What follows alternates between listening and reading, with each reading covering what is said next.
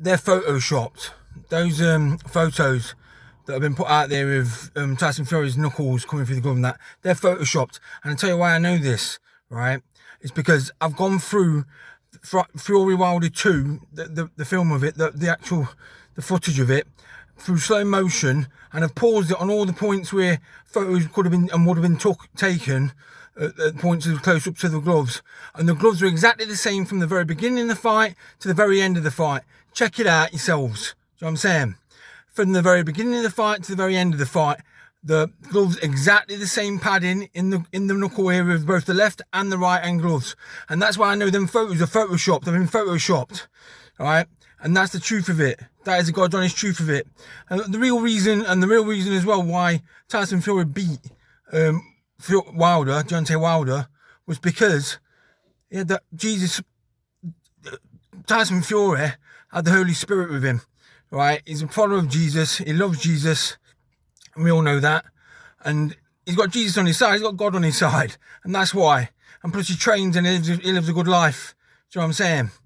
And that's the reason why Tyson. I mean, if Wilder fights him again, and I don't think Fury should ever fight Wilder again, because he's just going to come up with even more excuses next time. He's come up with 3 excuses this time about first it was the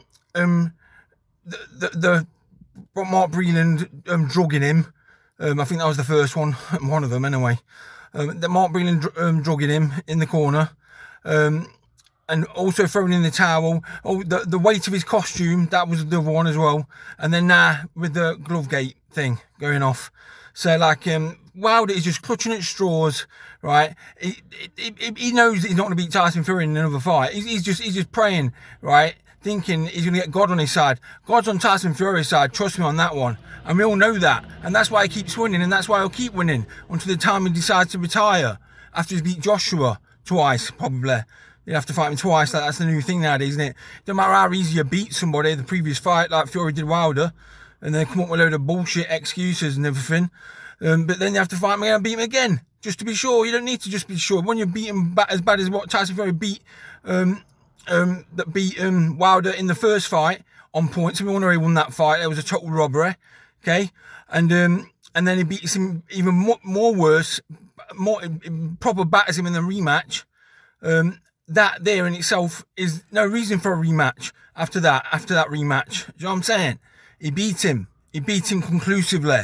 Accept it, Wilder fans. Accept the truth, and the truth will set you free.